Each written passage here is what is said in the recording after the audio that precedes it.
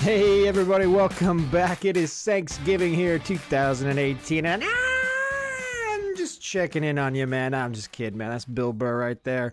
It is Thursday, though, so a little tribute out there to my man Bill Burr. I'm sitting here right now. It's the fourth quarter of the Redskins-Cowboys game. Cowboys are up 31-20, and Amari Cooper's looking good. It's been a good day for everybody that's not a Raiders fan, for everybody that's not John Gruden, but hey, that's been about every Sunday for the last 10 weeks. Amari Cooper, 2 touchdowns already, 176 yards receiving. All it took for him to look better was to get out of Oakland. Another guy earlier in the day, Khalil Mack, leading the Bears defense to victory over the Lions. That was a snoozer. We'll start there. Woke up this morning, had a little breakfast with my wife. And one of her favorite Thanksgiving traditions, like a lot of people, is the Macy's Thanksgiving Day Parade. Now, I'm not a big parade guy. I'm just glad I don't have to actually go to the parade. But even at that, this is 3 hours worth of coverage that NBC had. So we're an NBC household. My wife's a big Savannah Guthrie fan. So that's where we turn for our holiday fare. Now, I missed Matt Lauer this year, though. I don't know what happened to that guy. Maybe he's sick today. I'll check on that. I don't follow that too much. But anyhow, we get up. We're watching the parade. First thing I noticed was as that thing's starting, my man Al Roker's out there, and he had a little BoogerMobile. So obviously Booger's got the BoogerMobile on Monday Night Football that he uses to ruin the experience for all the people that are sitting in those lower rows of seats at whatever NFL stadium he's at. And Al Roker was just riding around on the back of that was like a little moped with one of those reverse sidecars on it. And it was funny because at a certain point in time, he was riding along the parade route, and a bunch of these old dudes dressed up as clowns were right alongside him. And he's like, "Hey man, how you doing?" And he starts speeding away, and then this group of clowns starts chasing after him. And there's one man who's so desperate to stay on the telecast, and he must have chased Roker about halfway down the block. Some people want to be on that telecast, not Megan, what's her name? Megan Kelly? Yeah, she didn't want to be on it. Well, maybe she did want to be on it. They didn't want her on there, though. Her and Matt Lauer, persona non grata today. I'll tell you what, though.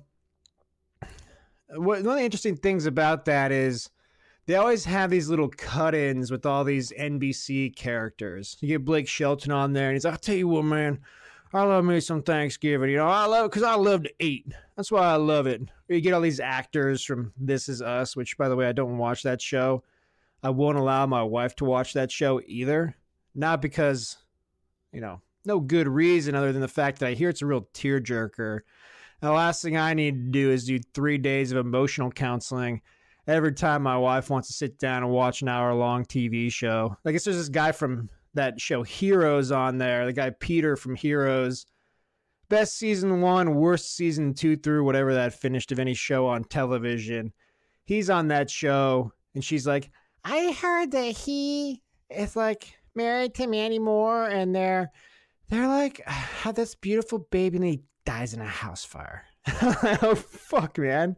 Yeah, you're not watching that. You're not watching that. You're not allowed to watch that.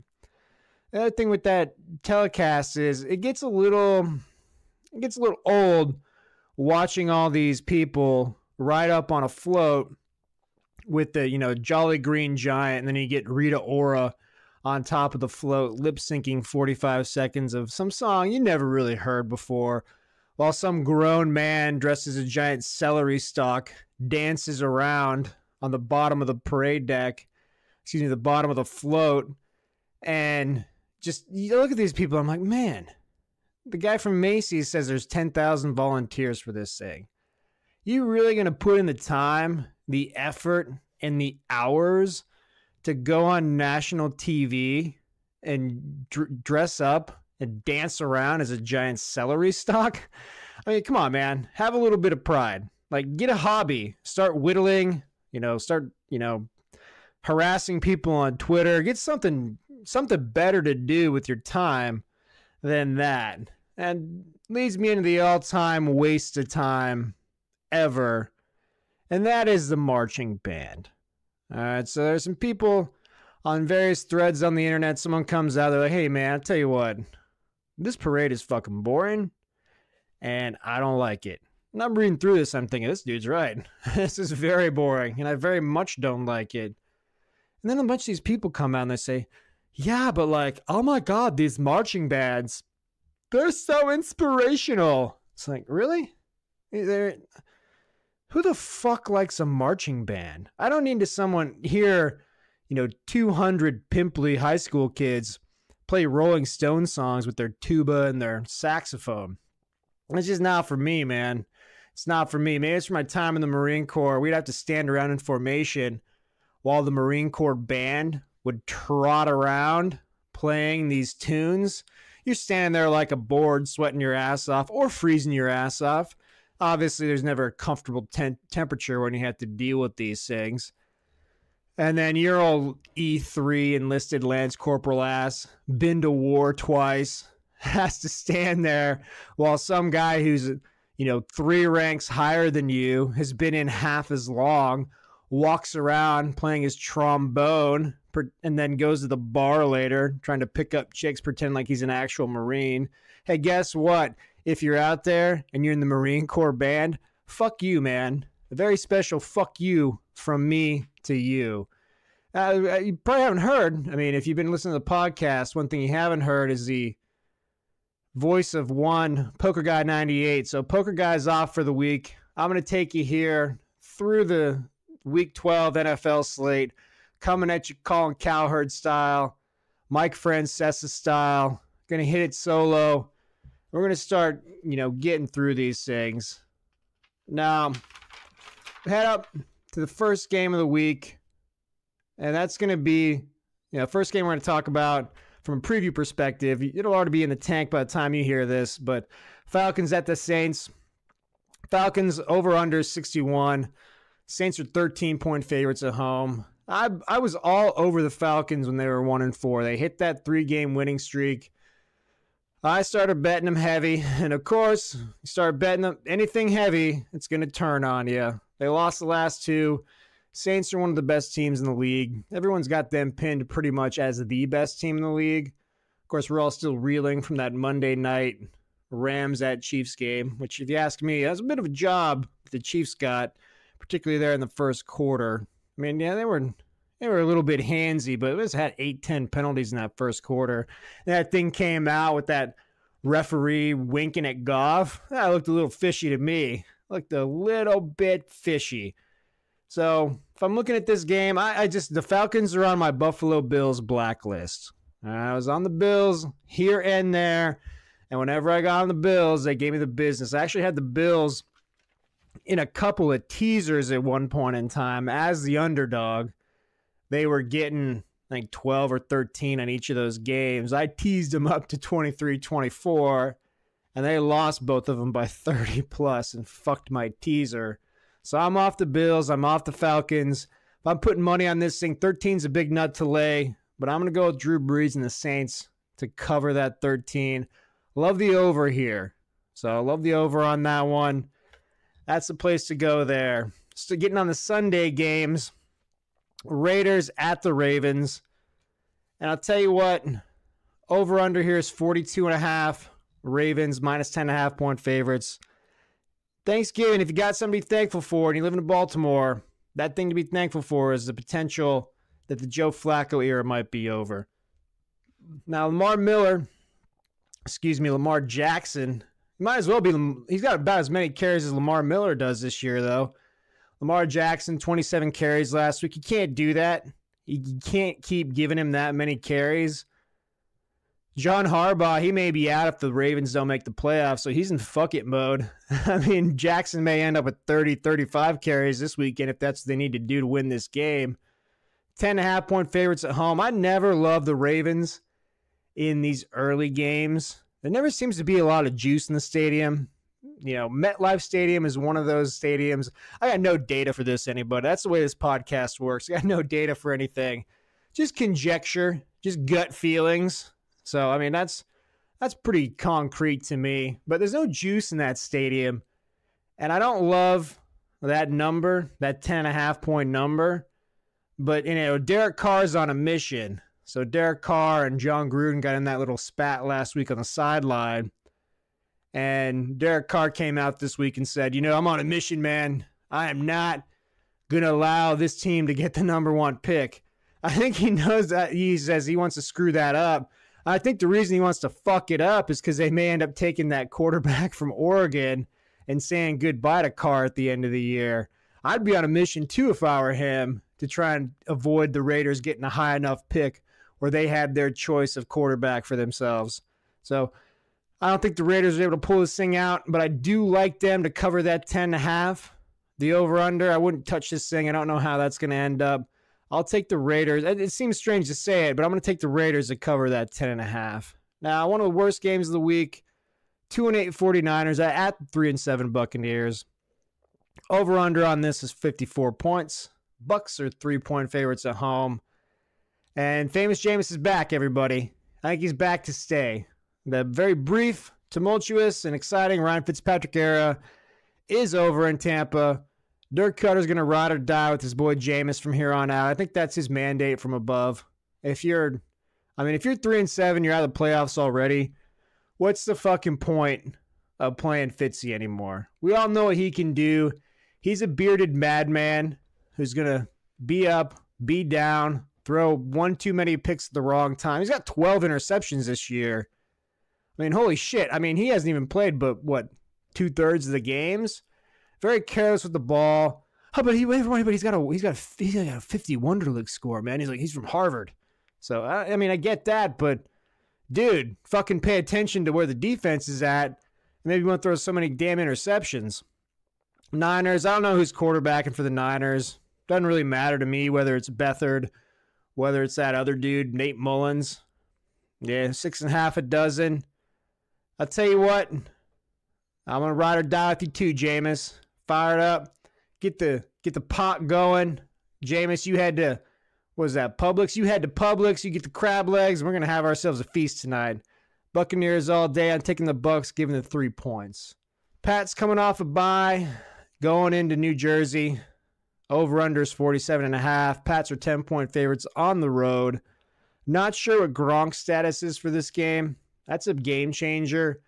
Brady is a very average quarterback over the last few years in games that Gronk does not play. Say what you will about that guy. He's a monster. He's a matchup problem. And when he's healthy, the Pats are a different offense. Now, Darnold, he's got 14 picks already this year. Can't take care of the ball. Nothing new there. Same thing as when he was at USC. No weapons around the guy. But at a certain point in time, you got to take a little responsibility for taking care of the football. If I'm looking at this, I'm saying to myself, yeah, I love the Pats coming off the bye. I've got no faith in the Jets. And I'm going to go ahead and get out there, put my money on Tommy and the boys. Pats going to cover that 10. Take it home for you. Giants at the Eagles, one of my favorite games this Sunday. As a Jets hater, as a Eli Manning and Giants hater, I got to say the best thing that could happen for this is that the Giants get on a little bit of a winning streak here. Eli's washed. I'm not going to be shaken off of that by 2 victories against the Niners and the Bucs, 2 of the worst teams in the league with 2 of the worst defenses in the league. You're not changing my opinion on that. I've seen way too much Eli Manning over the last 3 or 4 years to know that this dude is a problem. But the funny thing about it is I know Wentz has played 2 less games than Manning has. They got very similar numbers, though. Manning, 27.96, 13 TDs, 6 interceptions. Wentz, 23.04, 15 TDs, 6 interceptions. I called it earlier in our preseason, preview for these leagues. Carson Wentz is the new Dan Marino. All right? He's going to put up numbers, but he is never bringing that trophy back to Philly the way my boy Nick did. Nick Foles, Super Bowl MVP. You can never take that away.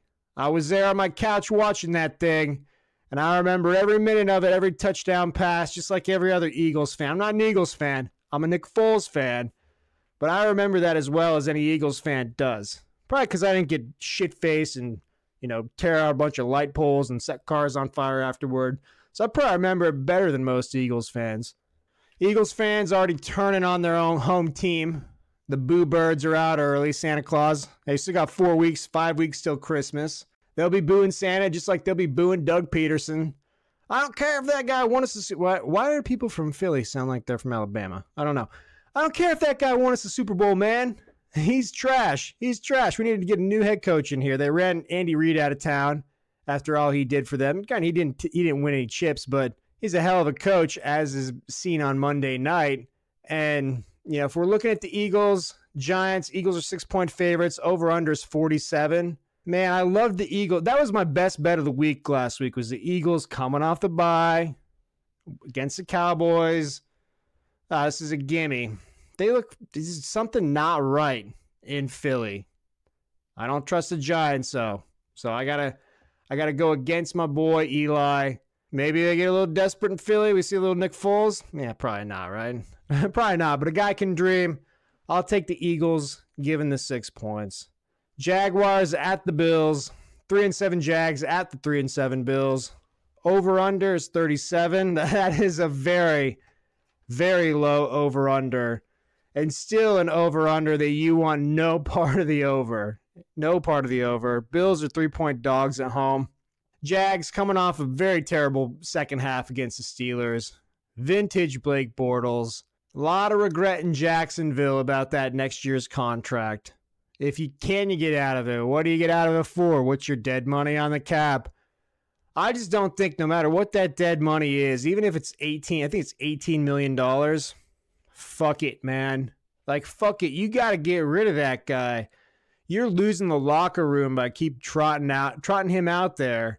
And he's lost at least 2 or 3 games. They're still in this thing. They're at 5-5 or better. If they got even a replacement level quarterback out, they're going to win last week. They're going to win probably 2 other games. So, I mean, you're going to lose the locker room if you keep trotting him out there. And he's no Nate Peterman, who's no longer a Buffalo Bill. But we are getting Josh Allen back this week, just in time for him to go up against Jalen Ramsey. Jalen Ramsey, of course, I don't know what magazine that was. Maybe it was GQ. Came out, talked a bunch of shit on quarterbacks. Probably the biggest shit talking he did was against Josh Allen. And Josh Allen's back. Bills had a bye week last week. Matt Barkdog took him to a big victory over the Jets, 41-10. And now we got Allen back in the fold. Season's over for the Jaguars. They need 6 more games of reps for Allen. I don't know. I mean, I don't know what the props are on this game, but I'd put some money on whatever the prop bet is for Jalen Ramsey to get an interception. And I got to believe that the Jags, they're going to find a little bit of pride, and they're going to take it to the Bills. Like I said, I'm not betting on the Bills. That ain't happening. It's not happening anymore this year. I'm going to take the Jags, giving them 3 points up in Buffalo. Seahawks at the Panthers. Seahawks 5-5. Panthers 6-4. Over-under is 46.5. Panthers 3.5-point favorites at home. That's a good line right there. This has a field goal game written all over it. Seahawks, they haven't been great on the road, but they are built for the road. Got a good defense. One of the best rushing attacks in the league this year. Panthers started 6-2. They've lost 2 in a row. Got bombed by the Steelers on Thursday night. Ron Rivera's 2-point conversion backfired last week. It wasn't a total backfire, though. People forget that there's still a minute and 10 seconds, something like that, left in the game.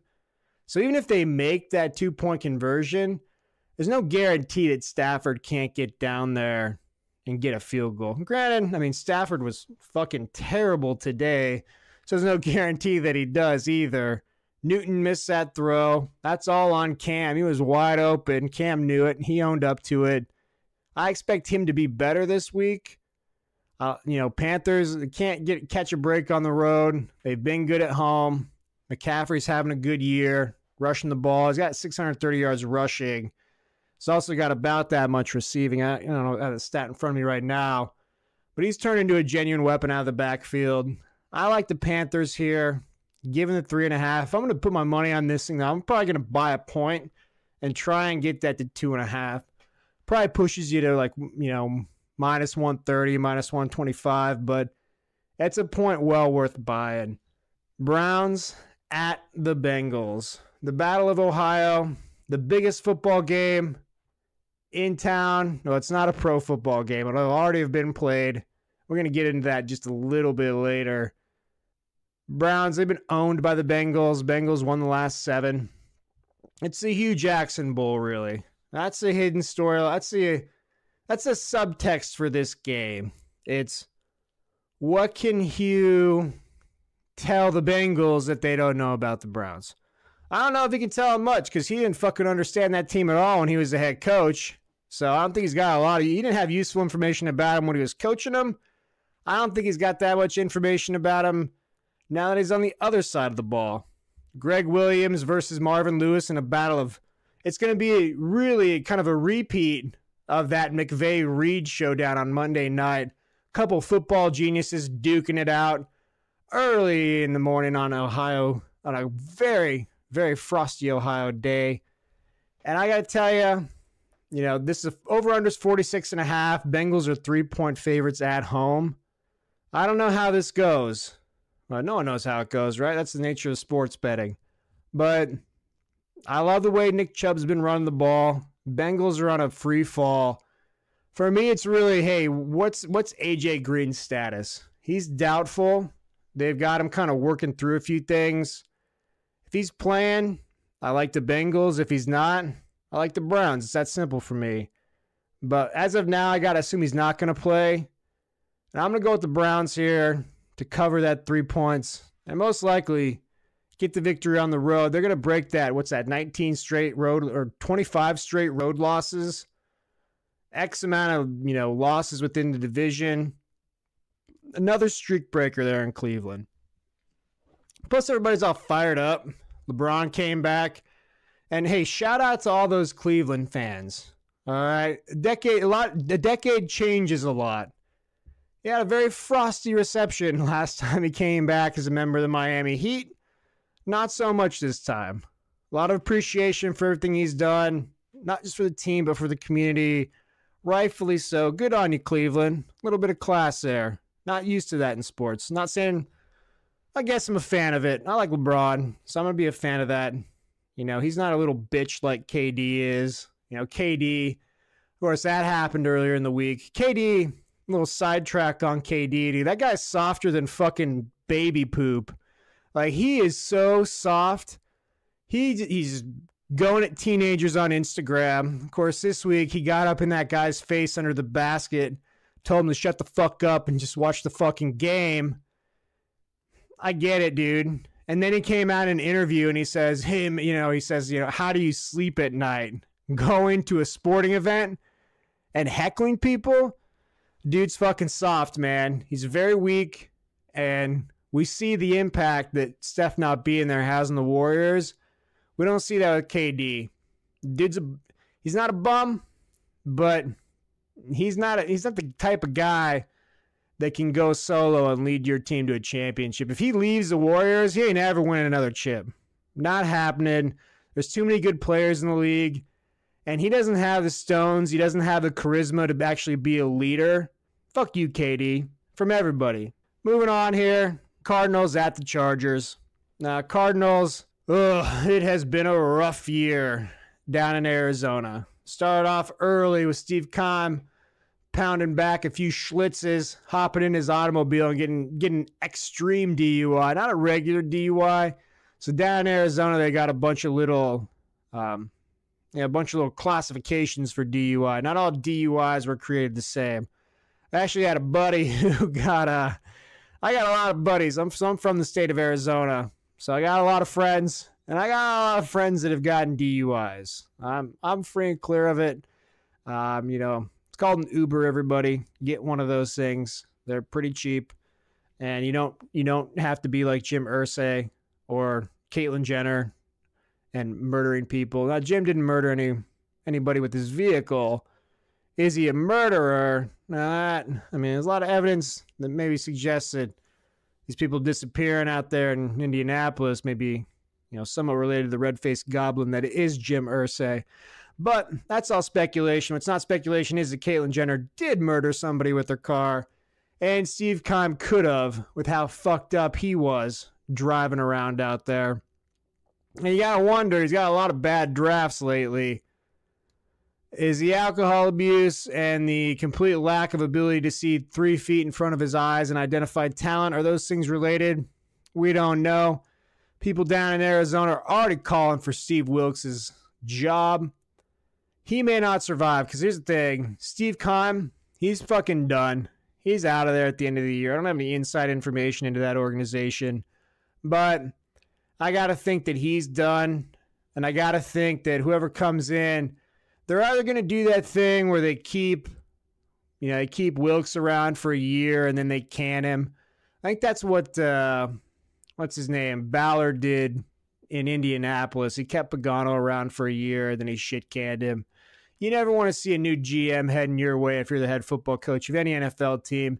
Because you know two things. You know, number one, your team is not in a good situation from a roster perspective. And you know, number two, you don't know this guy, and he's going to want to bring his own people in there because his fate is directly tied to the fate of the head coach and the performance of the football team. He didn't hire you. He didn't believe in you. But Cardinals go ahead, and they're 2-8. Chargers 7-3. Over-under is 44. Chargers 12.5-point favorites at home. I use the term at home very loosely because the Chargers haven't played a real home game in the last 2 years. And the thing is, this is going to be an empty fucking stadium. There are not a lot of Cardinals fans out there in the LA area to pick up these tickets like everybody else. So instead of the regular 1 Chargers fan to 1 empty seat to 1 visitors fan, we're probably going to have a 1 Chargers fan, 3 empty seats, and then 1 Cardinals fan. It's going to be a real challenge for the producers of this game to keep panned in there real tight so we can pretend like there's anybody in the stadium giving a shit. They're going to have to get in tight on the cheerleader. Probably be a lot of cheerleader shots. Probably a lot of, that one random dude with the face paint. And they'll probably show that guy about 9 times during the game just so we can pretend that there are actual football fans out there in LA that cheer for the Chargers.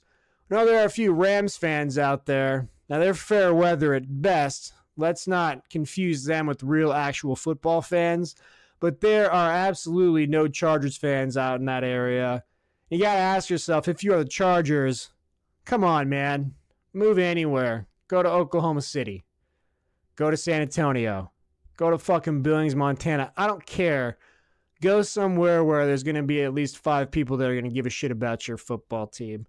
But that being said, I will take the Chargers at home to cover that 12.5 points. Don't trust the Cardinals at all. Moving into the afternoon games, the rest of the afternoon games here. The Dolphins are at the Colts. That got flexed to a 125 kickoff. I think the reason it might have gotten flexed is because Ryan Tannehill's back, everybody. I've been waiting for it. I'm surprised I haven't heard more about this, but Ryan Tannehill's back. That's bad news for Ryan Tannehill, because the more Ryan Tannehill stays away from the football field, the more we can convince ourselves that he's actually a decent football player. Because he's the king of low and uncatchable. He's the king of throwing people under the bus and simultaneously overthrowing them. Because Ryan Tannehill, he used to be a wide receiver, and I think there's this old song out there where this guy, he's like throwing a base, it's like a kid, he's throwing a baseball in the air. It comes down and he whiffs on it. And he strikes himself out. And he says, man, I didn't know I was that good of a pitcher. And that's Ryan Tannehill, because he thinks he used to play wide receiver. He thinks he could catch every pass that he throws. I guarantee it. Probably thinks he's got the best hands on the team. So we're not going to see no more Brock Lobster for us this week. That's unfortunate. We're going to miss you, Brock. I mean, he was serviceable. He didn't embarrass himself. Nothing that said, hey, let's go out and get this guy to start on our team. But he may have a decent future as a backup in this league. And nothing sad about that. I mean, keep cashing those checks, $8-10 million a year. Go ahead and get paid there, Brock. Andrew Luck and the Colts are coming on. Over-under is 51. Colts are 7.5-point favorites at home. This is another one where that half point scares me a little bit. If I'm putting money on this thing, which I am, I'm probably going to try and get that point there as well. I'd rather bet a little bit more and get that security, staying under 7. Frank Gore, former Colt, coming back in Indianapolis. He didn't play for the fucking Colts. I'm pretty sure he did at one point in time. He played for about every NFL team at some point in time. Frank Gore stacking Segway coupons. He's going to need every one of those things once he gets out of the league. That dude is just getting ripped with Toradol and other anti-inflammatories, killing his kidneys. He's just going to keep playing until they got to just cart him off the field. And one of the other things about the Colts, Andrew Luck, he's been having a great year. And here's something, if you haven't seen this, you haven't heard about this, you got to check out the Captain Andrew Luck Twitter account. So what it is, it's some guy daily. What he does is he posts messages. If Andrew Luck was fighting in the Civil War, letters that he would write to his mom. So he'd be like, dear mother, these dolphin men are encroaching on our camp. My rat stew was delicious last night. Send me more hardtack and coffee. Love, your son, Andrew. They're a bit more elaborate than that. I'm not doing him justice. Check that out. Captain Andrew Luck on Twitter. He's going to be my captain this week. I'm putting all my money on the Colts for this thing.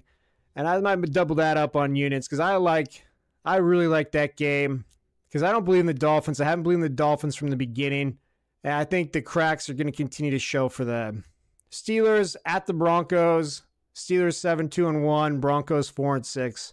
Over-unders 46.5. Broncos are 3-point dogs at home. The Broncos are playing just bad enough to get Vance Joseph fired, but just well enough to not get John Elway a chance to screw up another draft pick. To be fair to John Elway, he's got 4 or 5 picks that he got from the most recent draft that are actually playing this year. Hey, good for him. Chubb looks good. He's played well. But John Elway, notorious asshole, first grade asshole. Big year for him as well. Because he's going to have to fire Joseph.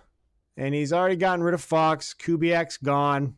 Because he didn't want to die on the sidelines. He decided, hey, I got my championship. I don't need to die out here for you, John. I already backed you up for however many years. I already won your Super Bowl. I'm cool, man. I don't need to die today. So the Steelers, they pulled one out last week. They got lucky. They had Blake Bortles on the other side. Now, you all know I'm a no Case Keenum fan. All right, Case Keenum, 11 touchdowns, 10 picks.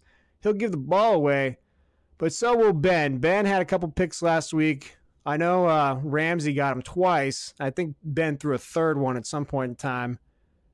But he was there to talk mad shit at the end of the game about how much the Jags were talking and how Big Ben had the game ball.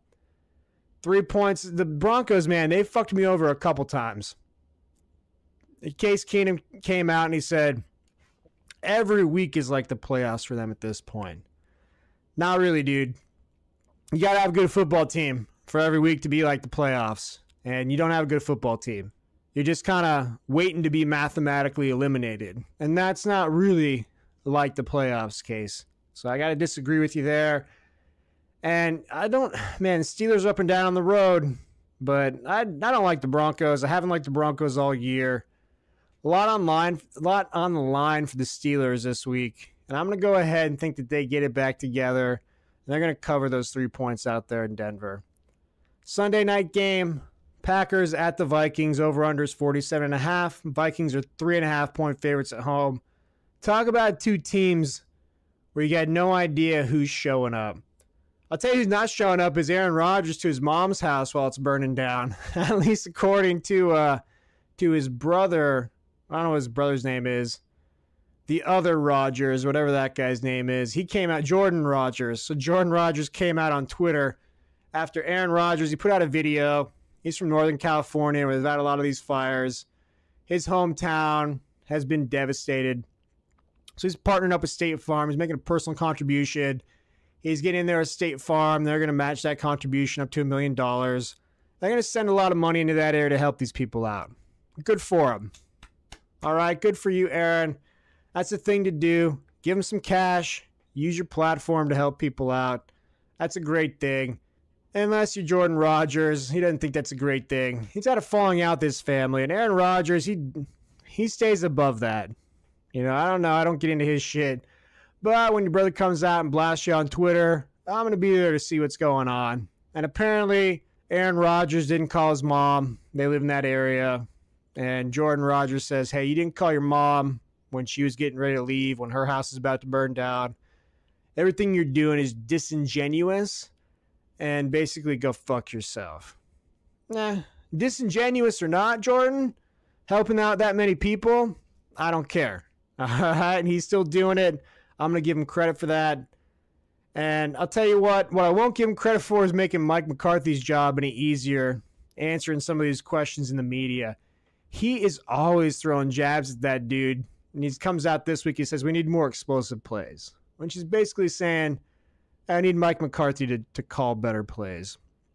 Rodgers, 19 touchdowns, a single interception. I think Drew Brees is the only other guy that's only got one pick this year. He's played well. Kirk Cousins, not so much. Guy keeps turning the ball over, and he keeps turning it over at the worst times in the biggest moments. So he is just kind of continued to be classic Kirk Cousins. I don't believe in him. I do believe it's one of these situations where we got a head coach and we got a quarterback. If we got to pick between the quarterbacks, Cousins versus Rodgers, it's a no-brainer. All right, I'm going to take Rodgers all day. If we got Mike McCarthy versus Mike Zimmer, another no-brainer. I'm going to take Zimmer all day. What wins the day, though? How do the pendulums swing? I'll tell you what, man. Jobs are on the line in Green Bay. And that may be a motivating thing, or that may be something that clenches the cheeks just a little bit. And I think that's what happens. And we see the Vikings rebound here. Another game, hey, we're on that uncomfortable half point above that 3. Maybe tease that down a little bit, get below 3. Maybe by a half point there. Whatever you want to do. I'd like to get that to 2.5 before I put my money on it. Watch it. Maybe a bunch of money comes in the Packers. That line moves a little bit. I'd maybe hold off my bet on that. If it moves to 4, it moves to 4. Right? Who cares? But maybe get money on the Packers, and that moves down to 3, 2.5. Not likely. But that's where my money's going. On the Vikings, I'm going to take the Vikings at home. Monday night, Titans at the Texans. 5-5 Titans at the 7-3 Texans. Texans on a 7-game winning streak. One of the least convincing 7-game winning streaks in recent memory. Over-unders 41.5. Texans are 6.5 point favorites at home. Lamar Miller, hey, he plays for them, not Baltimore, as wrongly mentioned earlier. Big question here is Mariota going to be able to play? This is a Monday night game. It's a stinger. It's been reported that he's got a stinger and that he's questionable for Monday night's game. He's not doubtful. That Vrabel is optimistic he'll be able to play. Watson will be playing. But, hey, so is J.J. Watt. So is Clowney. So is Merciless. Texans D's coming together. Watson's more comfortable each and every game. Demaryius Thomas, he has not filled the void that Fuller left when he got injured, but he's been serviceable on that other side of the field opposite of Hopkins. And, I like what the Texans are doing. I've always been a bigger Billy O'Brien fan than my counterpart poker guy. Never quite understood the heat that he was always trying to bring to that guy. But, at times there's definitely been warranted criticism. I'll tell you this, though, if the Titans end up winning this division, that's them winning their division 3 out of the last 4 years. And not a lot of coaches, not a lot of teams that have done that. So there's consistency there. Granted, it hasn't been, 12-4, 13-3. It's been a lot of 9-7, 10-6 teams. But hey, you win your division 3 out of 4 years, you're doing something right. If they get this, they're going to stay too clear of the Colts. I like the Texans. I like that that's only at 6.5. Titans haven't been great on the road. I'm going to go ahead. I'm going to put my money on the Houston Texans. Last thing to talk about here, we got a big weekend coming up in the college football front. We haven't been talking a ton of college football this year. It's rivalry week. And I think one of the best ways to assess, the intensity of these rivalry games and the importance of them is to look at how much it costs to get in the stadium to see them. All right, so I'm going to go through a couple of these things, and we'll see, hey, if I wanted to watch this game, if I wanted to fly out there, get a tailgate going, throw down a few beers, and go see the Iron Bowl, how much is that going to cost me? So Auburn, they're playing at Alabama this year. The Iron Bowl is going to be at Bryant-Denny Stadium. Should be full. I don't think Nick Saban will be out there after the game threatening people for not showing up. We'll see. If there's one empty seat, he may be raising a ruckus. But just as a baseline, so that's one of the most sought-after tickets in college football. One would think, right? I mean, granted, it's not a huge impact game. If Alabama ends up losing, which is highly unlikely, I mean, they still got a great chance of getting into the playoff. They beat Georgia. They're in. SEC champion's going to be in either way, unless Georgia loses this week and then beats Alabama as a 2-loss champion. But even at that, I mean, it's the SEC. Say what you will, other football conferences. The SEC plays better football than you do. Bottom line. SEC bias? It's because their fucking football teams are better, man. That's the way that goes. Look at how many people from that conference are in the NFL. That's the best way to look at it. How many of these dudes get to play at the next level? That's how you know football, high school football in Florida and Georgia is better than high school football in Idaho and Wyoming, because there are a lot more Division I college football players from Florida and Georgia than there are from Wyoming. All right? So those tickets are starting at $190. So if you want to get in, see the Iron Bowl, you have to pay $190 a person to get in there. So that's a baseline of, hey, how much do people want to see this game? Oklahoma at West Virginia, that's $91.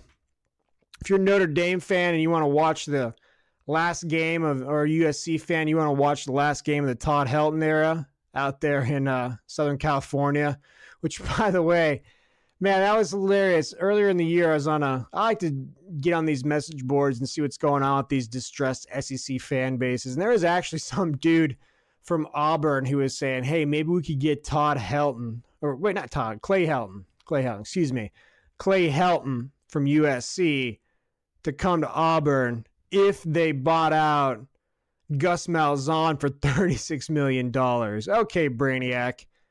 What do you think of that opinion now? Probably not so high on it, right, brother? Send that to Freezing Cold Takes on Twitter. If you're not a fan of that, follow them. That's another great one to follow on Twitter. Captain Andrew Luck, Freezing Cold Takes. There you go. I just spiced up your Twitter feed there a little bit. And, of course, in the Territorial Cup, I'm an Arizona graduate. I would say a proud Wildcat fan, but I'm going to leave the proud out of there. I'm just going to go Wildcat fan, because it's been a rough goddamn year with the slander that ESPN has laid upon us. The beginning of the Kevin Sumlin era has been, I guess to be gracious, I would term it up and down. We got double nickels put on us last week before halftime by Mike Leach and his boys. That was brutal.